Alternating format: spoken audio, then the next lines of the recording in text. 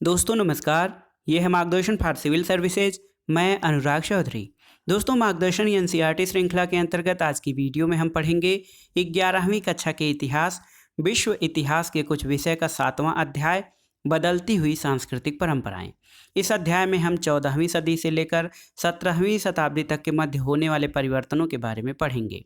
इसमें इटली के नगरों का पुनरुत्थान किस प्रकार हुआ, नगर राज्य या सिटी स्टेट क्या हैं, विश्वविद्यालय और मानवतावाद, विज्ञान और दर्शन में अरबों का योगदान, वास्तुकला और मुद्रित पुस्तकें, कापरनिकस और उसका विरोध तथा यूरोप का पुनर्जागरण आज के अध्याय के मुख्य विषय हैं। तो आइए शुरू करते हैं आज का वीडियो। 11वीं कक्षा के इतिहास का 7वां अध्याय बदलती हुई सांस्कृतिक परंपराएं।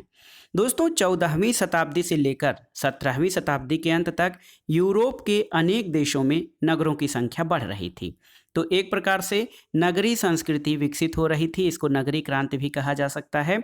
नगर के लोग अब ये सोचने लगे थे कि वे गांव के लोगों से अधिक सभ्य हैं और नगर खासकर फ्लोरेंस, वेनिस और रोम कला और विज्ञान के केंद्र बन गए थे। नगरों को राजाओं और चर्च से थोड़ी बहुत स्वायत्तता प्राप्त थी। नगर कला और ज्ञान के केंद्र बन गए। अमीर और अभिजात वर्ग के लोग कलाकारों के आश्रयदाता थे। और इसी समय एक महत्वपूर्ण क्रांति मुद्रण यानी प्रिंटिंग का आविष्कार हुआ और अनेक लोगों को, चाहे वो दूर दराज के नगरों या देशों में रह रहे हों, छपी हुई पुस्तकें उपलब्ध होने लगी। यूरोप में इतिहास की समझ विकसित होने लगी और लोग अपने आधुनिक विश्व की तुलना यूनानी और रोमन अति प्राचीन दुनिया से करने लगे थे। दोस्तों अब ये माना जाने लगा कि प्रत्येक व्यक्ति अपनी इच्छानुसार अपना धर्म चुन सकता है। चर्च के पृथ्वी के केंद्र संबंधी विश्वासों को वैज्ञानिकों ने गलत सिद्ध कर दिया, चूंकि वे सब अब सौर मंडल को समझने लगे थे। दोस्तों नवीन भौगोलिक ज्ञान ने इस विचार को उलट दिया कि भूमध्य सागर विश्व का केंद्र है और इस विचार के पीछे यह मान्यता रही थी कि यूरोप दुनिया का केंद्र है।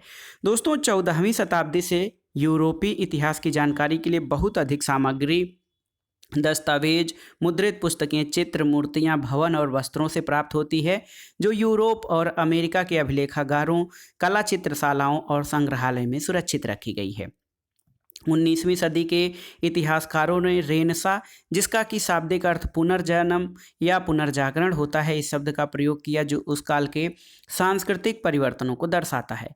स्विट्जरलैंड के ब्रेसले यूनिवर्सिटी के इतिहासकार जैकब बर्कहार्ट ने इस पर बहुत अधिक बल दिया। वे जर्मन इतिहासकार लियोपोल्ड वान राके के विद्यार्थी थे। राके ने उन्हें ये बताया कि इतिहासकार का पहला उद्देश्य है कि वो राज्यों और राजनीति के बारे में लिखे, जिसके लिए वह सरकारी विभागों के कागजात और फाइलों का इस्तेमाल करे। पर बर्कहार्ट अपने गुरु के सीमित लक्ष्यों से असंतुष्ट थे।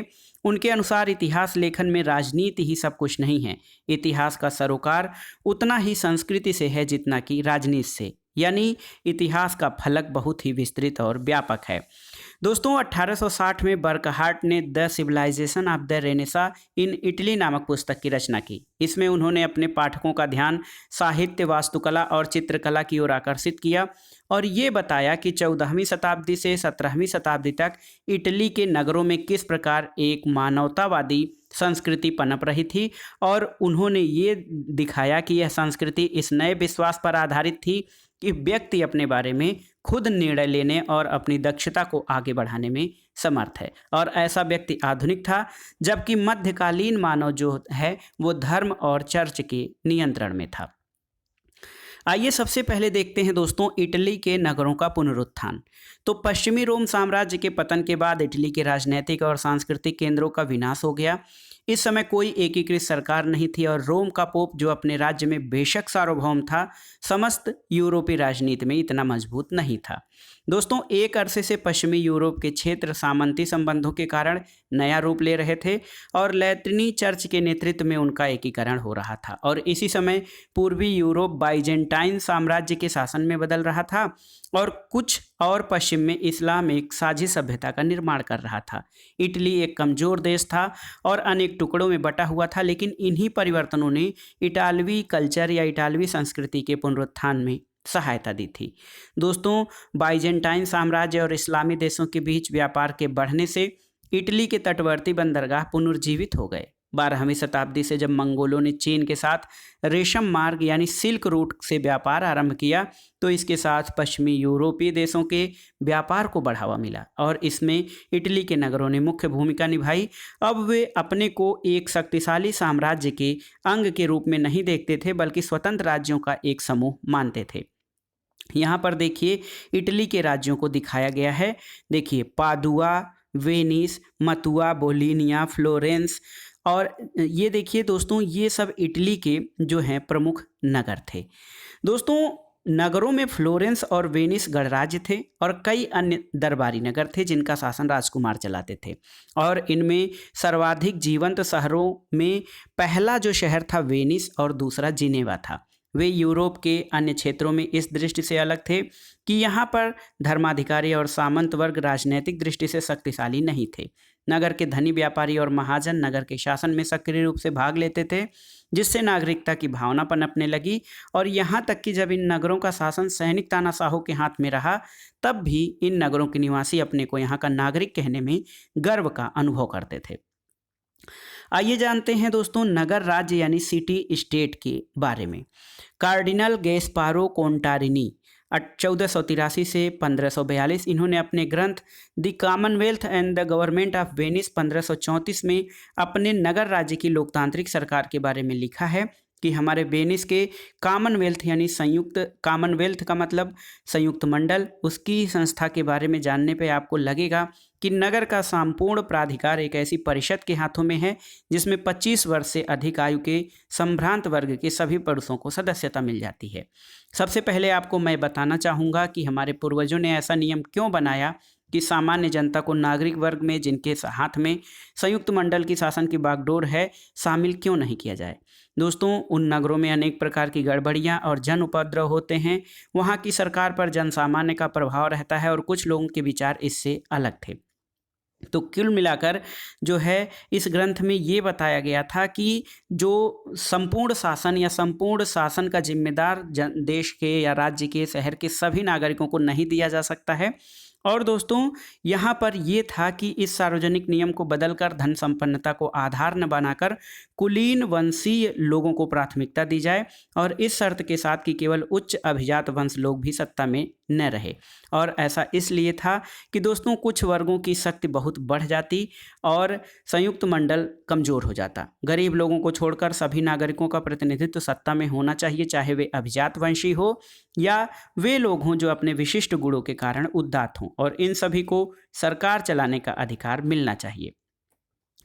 दोस्तों 14वीं और 15वीं शताब्दियों में जो कालक्रम था या घटनाएं थी किस प्रकार से बदली थी। देखिए 1300 ईस्वी में इटली के पाडुआ विश्वविद्यालय में मानवतावाद पढ़ाया जाने लगा। 1341 में पेट्रार्क को रोम में राजकवि की उपाधि से सम्मानित किया गया और 1349 में दोस्तों फ्लोरेंस में यूनिवर्सिटी की स्थापना की गई।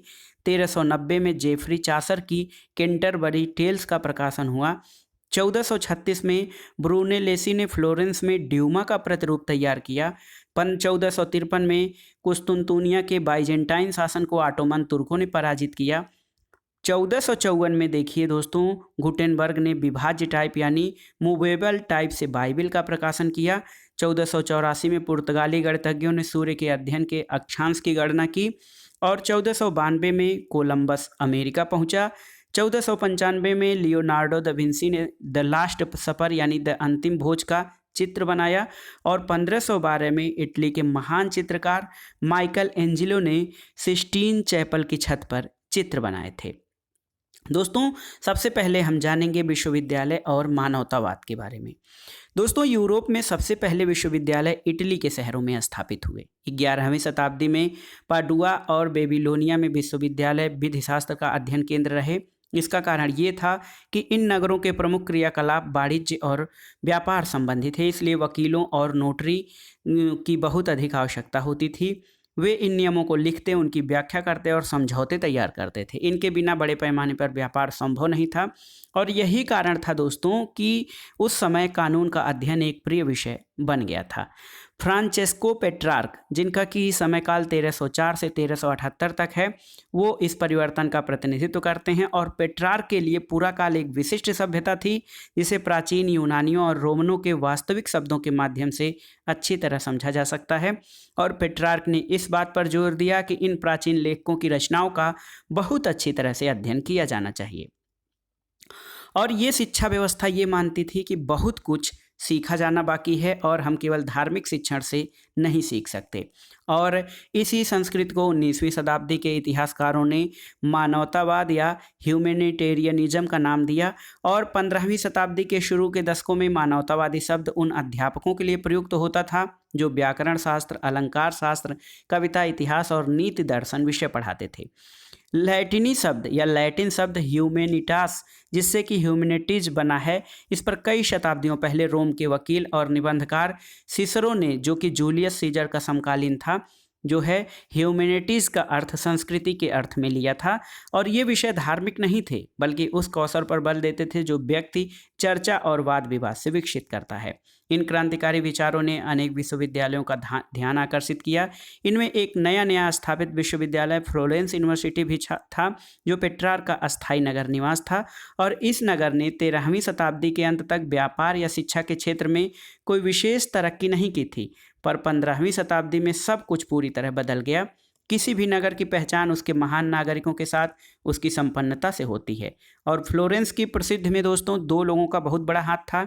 इनमें से एक व्यक्ति थे दांते अगिलहियरी, और जो किसी धार्मिक संप्रदाय से संबंधित नहीं थे, उन्होंने अपने कलम धार्मिक विषयों पर चलाई थी। दूसरे व्यक्ति थे कलाकार जोटो, जिन्होंने जीते जागते रूप चित्र बनाए थे। उनके बनाए रूप चित्र पहले के कलाकारों की तरह बेजान नहीं थे। इसके बाद धीरे धीरे फ्लोरेंस इटली के सबसे जीवंत बौद्धिक नगर में जाना जाने लगा और कलात्मक कृतियों के या काव्यात्मक कृतियों के सृजन का केंद्र बन गया।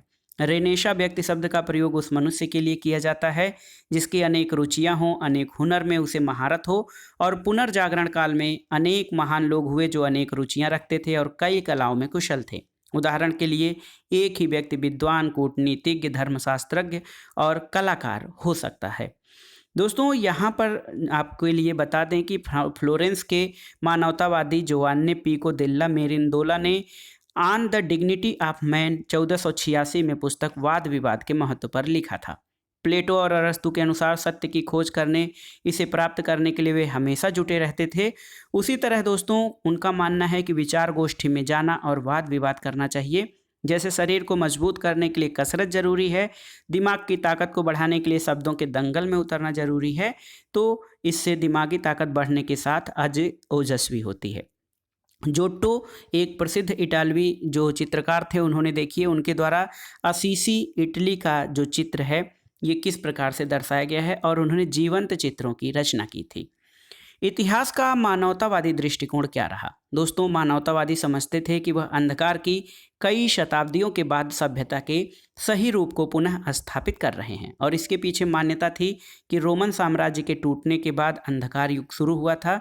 मानवतावादियों की भांति बाद के विद्वानों ने बिना कोई प्रश्न उठाए ये मान लिया कि यूरोप में 14वीं शताब्दी के बाद नए युग का जन्म हुआ और मध्यकाल जैसी संज्ञाओं का प्रयोग रोम साम्राज्य के पतन के बाद 1000 वर्ष की समयावधि के लिए किया गया। उनके ये तर्क थे दोस्तों कि मध्य युग में जो चर्च था लोगों की सोच को जकड़ लिया था कि यूनान और रोमवासियों का समस्त ज्ञान उनके दिमाग की उपज है और ये उनके दिमाग से निकल चुका था। मानवतावादियों ने आधुनिक शब्द का प्रयोग 15वीं शताब्दी से शुरू होने वाले काल के लिए किया था। देखिए 5वीं से 14वीं शताब्दी को मध्य युग कहा जाता है, 5वीं से 9वीं शताब्दी को अंधकार युग, 9वीं से 11वीं शताब्दी को आरंभिक मध्य युग और 11वीं से 14वीं शताब्दी को उत्तर मध्य युग। लेकिन दोस्तों 15वीं शताब्दी से इसे आधुनिक युग के रूप में जाना जाने लगा और हाल में अनेक इतिहासकारों ने इस काल विभाजन पर सवाल उठाया है और इस काल के यूरोप के बारे में जैसे जैसे खोजें और शोध बढ़ते गए वैसे वैसे विद्वानों ने शताब्दियों की सांस्कृतिक समृद्धि अथवा असमृद्धि को आधार मानकर तीक्ष्ण विभाजन करने में अपनी दुविधा जताई और किसी भी काल को अंधकार युग की संज्ञा देना उनको अनुचित लगा। आइए देखते हैं विज्ञान और दर्शन में अरबियों का योगदान। दोस्तों पूरे मध्यकाल में ईसाई गिरजाघरों और मठों के विद्वान यूनानी और रोमन विद्वानों की कृतियों से परिचित थे, लेकिन इन लोगों ने इन रचनाओं का प्रचार प्रसार नहीं किया। 14वीं शताब्दी में अनेक विद्वानों ने प्लेटो और अरस्तु के ग्रंथों को अनुवाद से पढ़ना शुरू किया, इसलिए वे अपने विद्वानों के ऋणी नहीं बल्कि वे अरब के अनुवादकों के ऋणी थे, जिन्होंने अतीत की पांडुलिपियों का संरक्षण और अनुवाद सावधानीपूर्वक किया था। अरबी भाषा में प्लेटो, अफलातून और एरिस्टोटिल अरस्तु नाम से जाने जाते थे। दोस्तों, जबकि एक और यूरोप के विद्वान यूनानी ग्रंथों के अरबी अनुवादकों का अध्ययन कर रहे थे, दूसरी ओर यूनानी विद्वान अरबी और फारसी विद्वानों की कृतियों को अन्य यूरोपीय लोगों के बीच प्रसार के लिए अनुवाद कर रहे थे। गणित, खगोल विज्ञान, औषध विज्ञान और रसायन विज्ञान से ये चीज़ें संबंधित थी और टालेमी के अल्मेजेस्ट खगोल शास्त्र पर लिखित जो ग्रंथ था 140 ईस्वी के पूर्व यूनानी भाषा में लिखा गया था और बाद में इसका अरबी अनुवाद भी हुआ था। दोस्तों, अरबी भाषा के विशेष उपपद अल का उल्लेख है जो कि यूनानी और अरबी भाषा के बीच के संबंधों को दर्शाता है। मुसलमान लेखकों जिन्हें इतालवी दुनिया में ज्ञानी माना जाता था, उसमें अरबी के हकीम और मध्य एशिया के बुखारा के दार्शनिक इब्न सीना, लैटिनी में एविसीना और आयुर्विज्ञान विश्वकोश के लेखक अल राजी यानी रेसेज शामिल थे। दोस्तों देखिए, स्पेन के अरबी दार्शनिक इब्न रुश्द, जिनको लैटिन में अविरोज कहा जाता है, उन्होंने दार्शनिक ज्ञान यानी फैलसुफ और धार्मिक विश्वासों के बीच रहे तनाव को सुलझाने की चेष्टा की। उनकी पद्धति को ईसाई चिंतकों द्वारा अपनाया गया। दोस्तों, मानवतावादी अपनी बात लोगों तक तरह तरह से पहुंचाने लगे। जबकि विश्वविद्यालयों में पाठ्यचर्या पर कानून और आयुर्विज्ञान और धर्मशास्त्र का दबदबा रहा, फिर भी मानवतावादी विषय धीरे धीरे पढ़ाया जाने लगा, न केवल इटली में बल्कि यूरोप के अन्य यूनिवर्सिटियों में भी। आइए जानते हैं कलाकार और यथार्थवाद। दोस्तों, उस काल के लोगों के विचार को आकार देने का साधन मानवतावादियों के लिए केवल औपचारिक शिक्षा नहीं थी, बल्कि कला, वास्तुकला और ग्रंथों ने मानवतावादी विचारों को फैलाने में महत्वपूर्ण भूमिका निभाई थी। दोस्तों, कला प्रकृति में रची बसी होती है। ड्यूरर एक कलाकार हैं, उनका तूलिका चित्र 1508 में प्रार्थना रत हस्त को दिखाया गया है और वो कहते हैं कि जो इसके सार को पकड़ सकता है वही इसे प्राप्त कर सकता है। ड्यूरर के द्वारा बनाया गया ये रेखा चित्र 16वीं शताब्दी की इटालवी संस्कृति का आभास कराता है, जब यहाँ के लोग गहन रूप से धार्मिक थे। दोस्तों, यहाँ पर देखिए, द पाइटा चित्र में माइकल एंजिलो ने मेरी को ईसा के शरीर को धारण करते हुए दिखाया है। पहले के कलाकारों द्वारा बनाए गए चित्रों के अध्ययन से नए कलाकारों की प्रेरणा मिली। दोस्तों, रोमन संस्कृति के भौतिक अवशेषों से उतनी ही उत्सुकता के साथ खोज की गई जितनी कि अतीत के प्राचीन ग्रंथों की। रोम साम्राज्य के पतन के 1000 साल बाद भी प्राचीन रोम और उसके उजाड़ नगरों के खंडहरों में कलात्मक वस्तुएं मिली और अनेक शताब्दियों पहले बनी आदमी और औरतों की संतुलित मूर्तियों के प्रति आदर ने उस परंपरा को कायम रखने के लिए इटाली वास्तुविदों को प्रोत्साहित किया। 1416 में दोनातल्लो ने सजीव मूर्तियां बनाकर नई परंपरा कायम की। दोस्तों, कलाकारों द्वारा हूबहू मूल आकृति जैसी मूर्तियों को बनाने की चाह को वैज्ञानिकों के कार्य से सहायता मिली और नर कंकालों का अध्ययन करने के लिए कलाकार आयुर्विज्ञान कॉलेजों की प्रयोगशालाओं में गए। बेल्जियम मूल के आंड्रियस वेसेलियस 1514 से 1564 ये पदुआ विश्वविद्यालय में आयुर्विज्ञान के प्राध्यापक थे और ये पहले व्यक्ति थे जिन्होंने सूक्ष्म परीक्षण के लिए मनुष्य के शरीर की चीड़-फाड़ की थी और इस समय से आधुनिक क्रिया या आधुनिक शरीर क्रिया विज्ञान, जिसको कि फिजियोलॉजी कहा जाता है, वो प्रारंभ हुआ। यहाँ पर देखिए दोस्तों, ये स्वनिर्मित रूपचित्र लियोनार्डो दा विंसी, इनका जो जीवन काल है 1452 से 1519 उनका है, जिनकी आश्चर्यजनक अभिरुचि वनस्पति विज्ञान और शरीर रचना विज्ञान से लेकर गणित शास्त्र और कला तक विस्तृत थी। उन्होंने मोनालिसा और द लास्ट सपर चित्रों की रचना की। तो लियोनार्डो दा विंसी दोस्तों बहुत ही प्रतिभाकार कलाकार थे। उनका स्वप्न था कि वे आकाश में उड़ सकें। वे वर्षों तक आकाश में पक्षियों के उड़ने का परीक्षण करते रहे और उन्होंने एक फ्लाइंग मशीन यानी उड़न मशीन का प्रतिरूप बनाया था और उन्होंने अपना नाम लियोनार्डो दा विंसी परीक्षण का अनुयायी रखा था। दोस्तों, चित्रकारों के लिए नमूने के तौर पर प्राचीन कलाकृतियाँ नहीं थी, लेकिन मूर्तिकारों की तरह उन्होंने यथार्थ चित्र बनाने की कोशिश की और ये मालूम हो गया कि रेखागणित के ज्ञान से चित्रकार अपने परिदृश्य को ठीक तरह से समझ सकता है। प्रकाश के बदलते गुणों का अध्ययन करने से उसके चित्रों में 3 डायमेंशनल रूप दिया जा सकता है और पेंटिंग के लिए तेल के एक माध्यम के रूप में प्रयोग ने चित्रों को पूरब की तुलना में अधिक रंगीन और चटक बना दिया था। दोस्तों, शरीर क्रिया विज्ञान, रेखागणित, भौतिकी और सौंदर्य की उत्कृष्ट भावना ने इटली की कला को नया रूप दिया, जिसको कि बाद में रियलिज्म या यथार्थवाद कहा गया। और यथार्थवाद की ये परंपरा दोस्तों 19वीं शताब्दी तक चलती रही। दोस्तों, वास्तुकला का विकास भी बहुत तेजी से हुआ। 15वीं शताब्दी में रोम नगर भव्य रूप से पुनर्जीवित हो उठा और 1417 से पोप राजनैतिक दृष्टि से शक्तिशाली बन गए, क्योंकि 1378 से 2 प्रतिस्पर्धी पोप के निर्वाचन से जन्मी दुर्बलता का अंत हो गया। उन्होंने रोम के इतिहास के अध्ययन की सक्रिय रूप से प्रोत्साहित किया और पुरातत्वविदों द्वारा रोम के अवशेषों का सावधानी से उत्खनन किया गया और इसने वास्तुकला की एक नई शैली को प्रोत्साहित किया और ये शैली शास्त्रीय शैली कहा गया। और अभिजात वर्ग के लोगों ने उन वास्तुविदों या आर्किटेक्ट को अपने भवन बनाने के लिए नियुक्त किया जो शास्त्रीय वास्तुकला से परिचित थे। इस काल में कुछ ऐसे लोग हुए जो कुशल चित्रकार, मूर्तिकार, वास्तुकार सभी कुछ थे। इसका सबसे श्रेष्ठ उदाहरण माइकल एंजिलो जो है बुआनारोटी। इन्होंने पोप के सिस्टीन चैपल के भीतरी छत में लेप चित्र द पाइटा नामक प्रतिमा और सेंट पीटर गिरजे के गुंबद का डिजाइन बनाया और इनकी वजह से माइकल एंजिलो अमर हो गए। ये सारी कलाकृतियाँ रोम में हैं। और वास्तुकार फिलिप्पो ब्रूनेलेसी दोस्तों, ये इन्होंने फ्लोरेंस के भव्य गुंबद या ड्यूमो का प्रतिरूप दिया था और उन्होंने अपना पेशा एक मूर्तिकार के रूप में शुरू किया था। इस काल में एक और अनोखा बदलाव आया कि अब कलाकार की पहचान उसके नाम से होने लगी, न कि पहले की तरह उसके संघ या श्रेणी के नाम से। दोस्तों, ये काल जो था बहुत ही महत्वपूर्ण था, क्योंकि सबसे पहले इसमें प्रिंटेड बुक्स छपी हुई थी। दूसरे देशों के लोग इन महान कलाकारों द्वारा रचित लेप चित्र, मूर्तियों या भवनों को देखना चाहते थे तो उन्हें इटली की यात्रा करनी पड़ती थी। लेकिन दोस्तों, साहित्य जो कुछ इटली में लिखा गया विदेशों तक पहुंचा और ये जो है क्रांतिकारी मुद्रण प्रौद्योगिकी की दक्षता की वजह से हुआ। यूरोपीय लोग अन्य लोगों के मुद्रण प्रौद्योगिकी के लिए चीनियों के तथा मंगोल शासकों के ऋणी रहे, क्योंकि यूरोप के व्यापारी और राजनयिक मंगोल शासकों के राज दरबार में अपनी यात्राओं के दौरान इस तकनीक से परिचित हुए। दोस्तों, आग्नेयास्त्र, कंपास और फलक के विषय में भी इसी से ज्ञान हुआ था। पहले किसी ग्रंथ की कुछ हस्तलिखित प्रतियां होती थीं और सन 1455 में जर्मन मूल के जोहानस गुटानबर्ग ने सबसे पहले छापे खाने का निर्माण किया। उनकी कार्यशाला में बाइबिल की 150 प्रतियां छपी और इससे पहले इतने ही कम समय में एक धर्म भिक्षु की बाइबिल की केवल एक प्रति लिख पाता था। यहाँ पर देखिए दोस्तों, लियोन बटिस्टा अल्बर्टी ने कला सिद्धांत और वास्तुकला पर लिखा। उन्होंने लिखा है, मैं उसे वास्तुविद मानता हूँ जो नए नए तरीकों का आविष्कार कर इस तरह अपने निर्माण को पूरा करे कि उसमें भारी वजन को ठीक बैठाया गया हो और संपूर्ण कृत के संयोजन और द्रव्यमान में ऐसा तालमेल हो कि उसका सर्वाधिक सौंदर्य उभर कर आए, ताकि मानव मात्र के लिए इसका श्रेष्ठ उपयोग हो सके। दोस्तों, ये जो छपे हुए ग्रंथ थे इनका मुद्रण इटली में हुआ था। चूँकि मुद्रित पुस्तकें उपलब्ध होने लगी, उनका क्रय संभव होने लगा।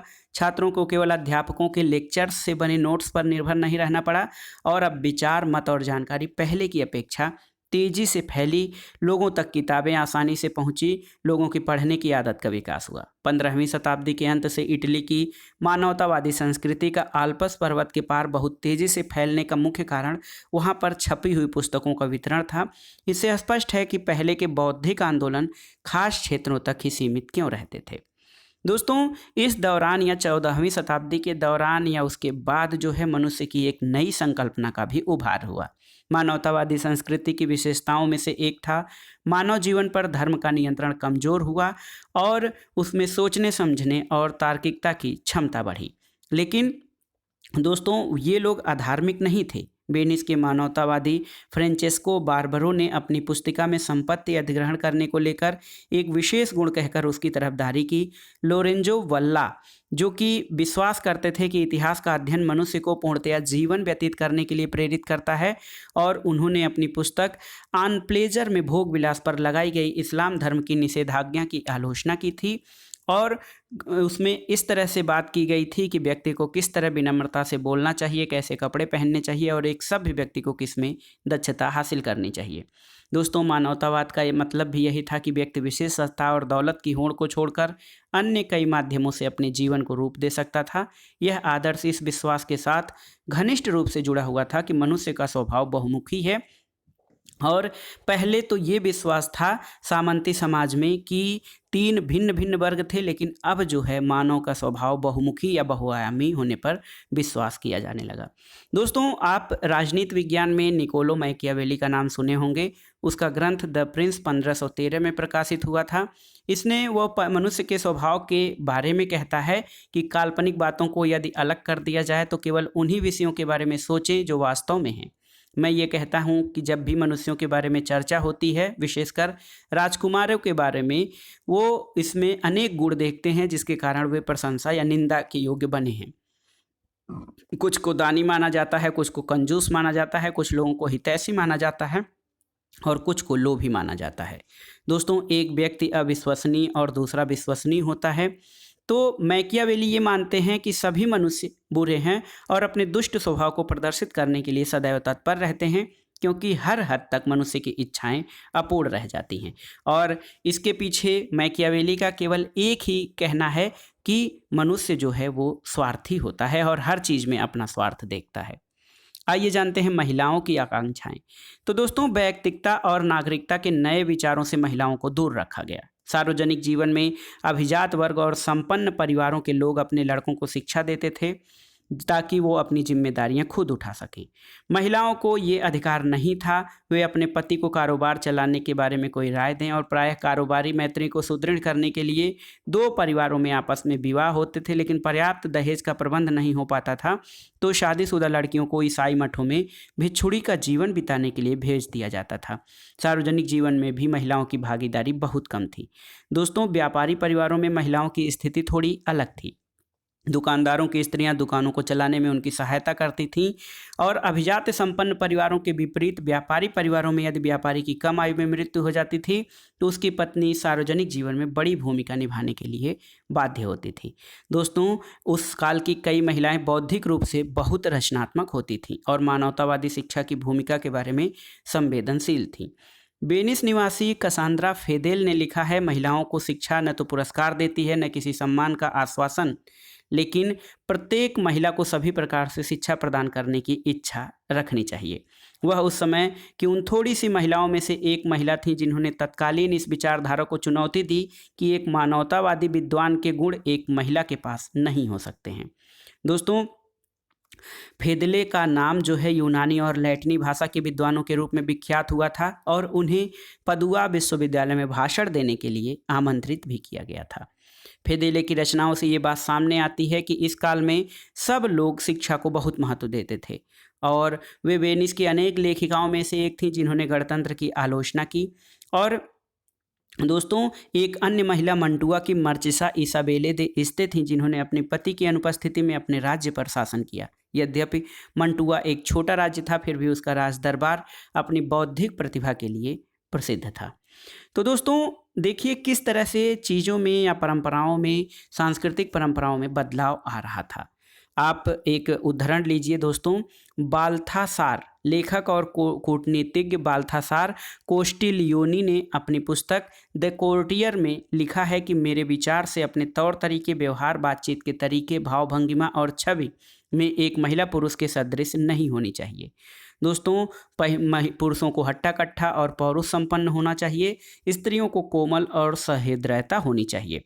तो ये सारी चीज़ें किस प्रकार से पुरुष और स्त्री के बीच जो है अंतर को दर्शाते हैं। ईसाई धर्म के अंतर्गत वाद विवाद क्या थे? दोस्तों, व्यापार और सरकार, सैनिक विजय और कूटनीतिज्ञ संपर्कों के कारण इटली के नगरों और राज दरबारों के लोगों द्वारा प्रशंसा नहीं की गई बल्कि उसको अपनाया भी गया। इन सब के नए विचारों में कुछ ही आम आदमी तक पहुंच सके क्योंकि वे साक्षर नहीं थे। दोस्तों, 15वीं और आरंभिक 16वीं शताब्दी में उत्तरी यूरोप में विश्वविद्यालयों के अनेक विद्वान मानवतावादी विचारों की तरफ आकृष्ट हुए। और यूरोप में मानवतावाद ने ईसाई चर्च के अनेक सदस्यों को आकर्षित किया। इसके अलावा दोस्तों पुराने धर्म ग्रंथों में जो है ईसाई को अपने पुराने धर्म ग्रंथों में बताए गए तरीकों से धर्म का पालन करने का आह्वान किया और अनावश्यक कर्मकांडों को छोड़ने की बात की और उनकी यह कहकर निंदा की कि उन्हें एक सरल धर्म में बाद में जोड़ा गया है। मानव के बारे में उनका दृष्टिकोण बिल्कुल नया था, क्योंकि वो उसे एक मुक्त विवेकपूर्ण कर्ता समझते थे और बाद के दार्शनिक बार बार इसी बात को दोहराते रहे। वे एक दूरवर्ती ईश्वर में विश्वास रखते थे और मानते थे कि उसने मनुष्य बनाया है, लेकिन उसे अपना जीवन मुक्त रूप से चलाने की पूरी आज़ादी है। ईसाई मानवतावादी इंग्लैंड के टॉमस मोर दोस्तों और हॉलैंड के इरेस्मस, इनका ये मानना था कि चर्च एक लालची और साधारण लोगों के बात बात पर लूट खसोट करने वाली संस्था बन गई है और ये ईसाई चर्च जो है ठगने के सबसे सरल तरीके पाप स्वीकारोक्ति नामक दस्तावेज था, जो व्यक्ति को उसके सारे किए गए पापों से छुटकारा दिला सकता था। दोस्तों यूरोप के लगभग प्रत्येक भाग में किसानों ने चर्च द्वारा लगाए गए अनेक करों का विरोध किया और राजकाज में चर्च की दखलंदाजी से वो लोग चिढ़ते थे। दोस्तों न्यायिक और वित्तीय शक्तियों पर पादरियों का दावा कॉन्स्टेंटाइन के अनुदान नामक एक दस्तावेज से उत्पन्न होता है, जो कि प्रथम ईसाई रोमन सम्राट कॉन्स्टेंटाइन द्वारा संभवतः जारी किया गया था। तो उन राजाओं को खुशी हुई क्योंकि मानवतावादी विद्वान ये दर्शाने में सफल रहे कि कॉन्स्टेंटाइन का वह दस्तावेज असली नहीं बल्कि बाद के समय में जालसाजी से तैयार किया गया। 1517 में एक जर्मन युवा भिक्षु मार्टिन लूथर ने कैथोलिक चर्च के विरुद्ध अभियान छोड़ा और उसके लिए ये दलील पेश की कि मनुष्य को ईश्वर से संपर्क साधने के लिए पादरी की आवश्यकता नहीं है। उन्होंने अपने अनुयायियों को आदेश दिया कि वे ईश्वर में पूर्ण विश्वास रखें, क्योंकि केवल उनका विश्वास ही उन्हें एक सम्यक जीवन की ओर ले जा सकता है और स्वर्ग में प्रवेश दिला सकता है। इस आंदोलन को प्रोटेस्टेंट सुधारवाद नाम दिया गया, जिसके कारण जर्मनी और स्विट्जरलैंड के चर्च ने पोप और कैथोलिक चर्च से अपने संबंध समाप्त कर लिए। स्विट्जरलैंड में लूथर के विचारों को उल्रिक झ्विंगली और बाद में जो कैल्विन ने काफ़ी लोकप्रिय बनाया। दोस्तों तो किस तरह से लोगों की चर्च के प्रति या ईश्वर के प्रति धारणा में परिवर्तन हो रहा था, वो भी समझने के लिए बात थी। 1506 में दोस्तों अंग्रेजी भाषा में बाइबिल का अनुवाद करने वाले लूथरवादी अंग्रेज विलियम टिंडेल ने प्रोटेस्टेंटवाद का इस तरह समर्थन किया कि इस बात के लिए सब लोग सहमत होंगे कि आपको धर्मग्रंथ के ज्ञान से दूर रखने के लिए यह चाहते थे कि धर्मग्रंथ का अनुवाद आपकी मातृभाषा में उपलब्ध न हो, जिससे दुनिया अंधकार में रहे। पुरोहित वर्ग लोगों के अंतःकरण में बने रहें, जिसके उनके द्वारा बनाए गए अंधविश्वास और झूठे धर्म सिद्धांत चलते रहें और इस तरह वे राजा, सम्राट और यहाँ तक कि अपने को ईश्वर से भी ऊंचा बना सके। तो दोस्तों न्यू टेस्टामेंट बाइबिल का वह खंड है जिसमें ईसा मसीह का जीवन चरित्र, धर्मोपदेश और प्रारंभिक अनुयायियों का उल्लेख किया गया है। दोस्तों लूथर ने आमूल परिवर्तनवाद या रेडिकलिज्म का समर्थन नहीं किया। उन्होंने आह्वान किया कि जर्मन शासक समकालीन किसान विद्रोह का दमन करें। ऐसा इन शासकों ने 1525 में किया। इसके बावजूद आमूल परिवर्तन बना रहा। दोस्तों देखिए यहाँ पर कैथोलिक शासकों के अत्याचार के कारण उन्होंने ये दावा शुरू कर दिया कि जनता को अत्याचारी शासक को अपदस्थ करने का अधिकार है और उसके स्थान पर वे अपने पसंद के शासक को राजा बना सकते हैं। दोस्तों कैथोलिक चर्च स्वयं भी इन विचारधाराओं के प्रभाव से अछूता नहीं रहा और उसने अनेक आंतरिक सुधार शुरू कर दिए। स्पेन और इटली के पादरियों ने सादा जीवन और निर्धनों की सेवा पर जोर दिया। स्पेन में प्रोटेस्टेंट लोगों से संघर्ष करने के लिए इग्नेशियस लोयोला ने 1540 में सोसाइटी ऑफ जीसस नामक संस्था की स्थापना की और उनके अनुयायी जेसुइट कहलाते थे। उनका ध्येय निर्धनों की सेवा करना और दूसरी संस्कृतियों के बारे में अपने ज्ञान को ज़्यादा विस्तार देना था। दोस्तों 16वीं और 17वीं शताब्दी में बहुत सारे परिवर्तन हुए। देखिए 1516 में एक कल्पना लोक या यूटोपिया टॉमस मोर की रचना का प्रकाशन हुआ और 1517 में मार्टिन लूथर द्वारा 95 थीसिस की रचना की गई। 1522 बहुत ही महत्वपूर्ण था। लूथर द्वारा बाइबिल का जर्मन में अनुवाद किया गया और यहाँ पर देखिए दोस्तों एक महत्वपूर्ण घटना, यहाँ पर पोप ग्रेगरी जो है 13वें के द्वारा ग्रेगरियन कैलेंडर का प्रचलन 1582 ईस्वी में किया गया और 1628 बहुत ही महत्वपूर्ण है चिकित्सा शास्त्र के लिए, क्योंकि विलियम हार्वे ने हृदय को रुधिर परिसंचरण से जोड़ा था। 1673 में पेरिस में अकादमी ऑफ साइंसेज की स्थापना हुई और 1687 में आइजैक न्यूटन के प्रिंसिपिया मैथमेटिका का प्रकाशन हुआ और ये विज्ञान और भौतिक विज्ञान के क्षेत्र में महत्वपूर्ण क्रांति थी। आइए अब जानते हैं कोपरनिकसीय क्रांति के बारे में। दोस्तों, ईसाइयों की धारणा थी कि मनुष्य पापी है। इस पर वैज्ञानिकों ने पूर्णतया अलग दृष्टिकोण से आपत्ति की। यूरोपीय विज्ञान के क्षेत्र में एक युगांतकारी परिवर्तन मार्टिन लूथर के समकालीन कोपरनिकस, जिनका कि समयकाल 1743 से 1473 से 1543 से काम आया। ईसाइयों का ये विश्वास था कि पृथ्वी पापों से भरी है, पापों की अधिकता के कारण वह स्थिर है और पृथ्वी ब्रह्मांड के बीच में स्थिर है, जिसके चारों ओर खगोलीय ग्रह घूम रहे हैं। कोपरनिकस ने यह घोषणा की कि पृथ्वी समेत सभी ग्रह चारों ओर सूर्य की परिक्रमा करते हैं और कोपरनिकस एक निष्ठावान ईसाई थे और इस बात से भयभीत थे कि उनकी इस नई खोज से परंपरावादी ईसाई धर्माधिकारियों में घोर प्रतिक्रिया हो सकती है। यही कारण था कि वह अपनी पांडुलिपि द रिवोल्यूनिबस को या द रिवोल्यूनिबस को प्रकाशित नहीं कराना चाहते थे। जब वह अपनी मृत्युशैया पर पड़े थे तब उन्होंने यह पांडुलिपि अपने अनुयायी जोसिम रिटिकस को सौंप दी और उनके इन विचारों को ग्रहण करने में लोगों को थोड़ा समय लगा। काफ़ी समय बाद यानी आधी शताब्दी के बाद जो है बीतने पर खगोल शास्त्री जोहानस केपलर 1571 से 1630 और गैलीलियो गैलीली ने अपने लेखों द्वारा स्वर्ग और पृथ्वी के अंतर को समाप्त कर दिया। केपलर ने अपने ग्रंथ कॉस्मोग्राफिकल मिस्ट्री यानी खगोलीय रहस्य में कोपरनिकस के सूर्य केंद्रित सौरमंडलीय सिद्धांत को लोकप्रिय बनाया, जिससे ये सिद्ध हुआ कि सारे ग्रह सूर्य के चारों ओर वृत्ताकार नहीं बल्कि दीर्घ वृत्ताकार मार्ग पर परिक्रमा करते हैं। गैलीलियो ने अपने ग्रंथ द मोशन में गतिशील विश्व के सिद्धांतों की पुष्टि की और विज्ञान के जगत में इस क्रांति ने न्यूटन के गुरुत्वाकर्षण सिद्धांत के साथ अपनी पराकाष्ठा की ऊंचाई को छू लिया। दोस्तों, ब्रह्मांड का अध्ययन बहुत ही महत्वपूर्ण था। गैलीलियो ने एक बार टिप्पणी की कि बाइबिल जिस स्वर्ग का मार्ग आलोकित करता है वह स्वर्ग किस प्रकार चलता है उसके बारे में कुछ नहीं बताता। इन विचारकों ने हमें ये बताया कि ज्ञान विश्वास से हटकर अवलोकन और प्रयोग पर आधारित है, यानी विज्ञान प्रेक्षण और प्रयोग पर आधारित है। तो जैसे जैसे वैज्ञानिकों ने खोज का रास्ता दिखाया वैसे वैसे भौतिकी, रसायन और जीव विज्ञान के क्षेत्र में अनेक प्रयोग और अन्वेषण कार्य हुए। इतिहासकारों ने मनुष्य और प्रकृति के ज्ञान के नए दृष्टिकोण को व्यवहारिक क्रांति का नाम दिया। परिणाम स्वरूप संदेहवादियों और नास्तिकों के मन में सारी सृष्टि की रचना के स्रोत के रूप में प्रकृति ईश्वर का स्थान लेने लगी और वो लोग जिन्होंने ईश्वर में अपने विश्वास को बरकरार रखा वो भी दूरस्थ ईश्वर की बात करने लगे जो भौतिक दुनिया में जीवन को प्रत्यक्ष रूप से नियंत्रित नहीं करता था। दोस्तों, सार्वजनिक क्षेत्र में नई वैज्ञानिक संस्कृति की स्थापना हुई। 1670 में पेरिस अकादमी और 1662 में वास्तविक ज्ञान के प्रसार के लिए लंदन में रॉयल सोसाइटी द्वारा लोगों की जानकारी के लिए व्याख्यानों का आयोजन किया गया और सार्वजनिक प्रदर्शन के लिए प्रयोग करवाए गए। अंत में आइए जानते हैं कि क्या 14वीं सदी में यूरोप में पुनर्जागरण हुआ था।